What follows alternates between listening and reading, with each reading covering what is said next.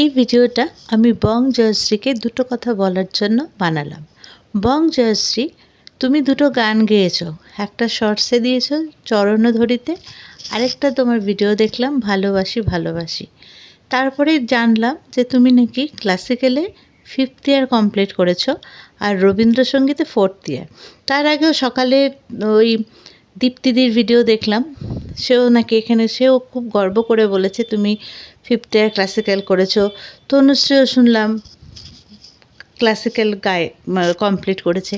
তো তোমরা, আমার কথা হচ্ছে তোমরা যে ক্লাসিক্যাল কমপ্লিট করেছো 5th ইয়ার 4th ইয়ার অবধি, তাহলে এক্সট্রা অর্ডিনারি কী গাইছো? চরণধরিতে গানটা তো তুমি কোনো এক্সট্রা অর্ডিনারি গাওনি, যেটা তোমার গাওয়া উচিত ছিল, কারণ তুমি ক্লাসিক্যালে 5th ইয়ার কমপ্লিট করেছো, রবীন্দ্রসঙ্গীতে 4th ইয়ার কমপ্লিট করেছো। তোমার তো আরও এক্সট্রা অর্ডিনারি গাওয়া উচিত ছিল। সেখানে এত সাদামাটা সব জায়গায় কিন্তু সুরগুলো ঠিকঠাক হয়নি। আসলে কি জানো তো, গানটা গলায় গাওয়া হয় আর একটা ফিল করে গাওয়া হয়। আমরা মনের ভেতর থেকে যেটা বের করি সেটা কিন্তু আমাদের অরিজিনাল হয়। কারণ গানটাকে ভেতর থেকে বের করা বুঝতে পারছো তো, গানটাকে ফিল করে গাওয়া সেটা একরকম, আর যেটা আমরা গলায় এমনি গাই সেটা একরকম। তোমার কাছে কিন্তু সেটা এক্সপ্রেশন করেছিলাম, কারণ তুমি রবীন্দ্রসঙ্গীতে তোমার মধ্যে কোনো রাবীন্দ্রিক ঢংই নেই।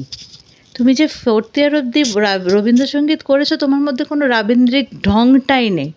যাই হোক, তুমি যার সাথে কম্পেয়ার করেছো, যাকে চ্যালেঞ্জ করেছো, সুতপা, সে কিন্তু কোনো রকমের তালিম নেয়নি। তালিম ছাড়াই কিন্তু সে ওই রকম এক্সপ্রেশন দিয়ে, ওরকম ফিল দিয়ে গাইছে। তো দেখো, ভালো যার সেটা তো স্বীকার করতেই হবে, সে যত বড়ই শত্রু হোক। ও যে গানগুলো করে সেগুলো কিন্তু কোনো তালিম না নিয়েই করে, আর ও যে ডান্সগুলো করে সেগুলোও কিন্তু কোনো তালিম না নিয়েই করে। ওর যে বডি ফ্লেক্সিবিলিটি, যে এক্সপ্রেশন, ওকে মুজরাওয়ালি বলো আর বার্ড ডান্সারই বলো, সেগুলোও কিন্তু করতে হয়। ডান্স অত সোজা নয়। মুজরাওয়ালিও ডান্স কিন্তু ডান্স, বার্ড ডান্সও কিন্তু ডান্স। তাই যে কোনো ডান্সই কিন্তু ডান্স, যে কোনো গানই কিন্তু গান। সেগুলোকে ফুটিয়ে তোলা দর্শকের মনে, সেটাও কিন্তু একটা ক্যালি লাগে, সবাই কিন্তু পারে না। তাই এসব বলে ওকে ছোট না করে নিজেরা আরেকটু ভালো করে করতে শেখো।